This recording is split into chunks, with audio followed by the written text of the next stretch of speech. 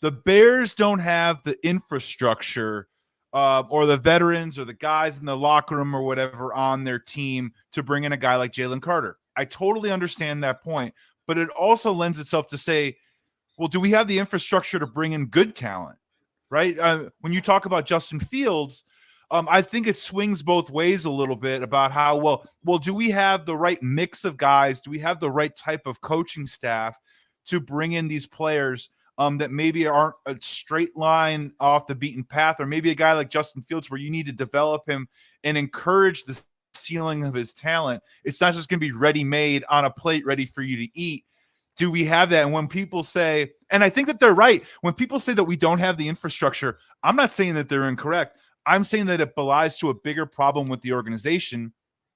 And look, I don't even know if we can say ownership, because Corey, I think you played during regime when they were drafting guys. They still drafted Charles Tillman, Lance Briggs, Brian Urlacher. You know, they were bringing and finding gems like Israel Adonijah. They were putting you in the right situation to have Henry Melton, right success. I mean, so don't tell me that this is a McCaskey issue. It's a McCaskey issue because they hire the wrong guys. And when you say that you don't have the infrastructure to bring in talent because of a personality issue, or man, he's just got to reach his ceiling, I think that swings both ways, to the good and the bad.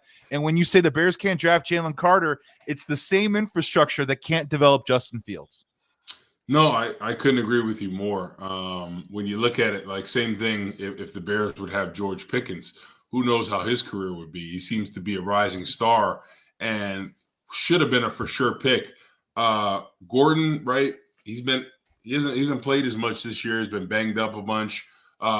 He seemed like he was turning the corner this year in the preseason, but they could have got George Pickens, a number one receiver, right? A first round talent that maybe had a couple off the field issues or concerns. And look how he's kind of a weird guy. He's kind of a weird guy. He loves anime. He wears masks and stuff. He's not a normal NFL player, you know. Exactly, but he makes plays, and he seemed to gel well with that Pittsburgh. And Kenny Pickett, that's his security blanket right there. So that would have been a good pick right there. It's just unfortunate to see.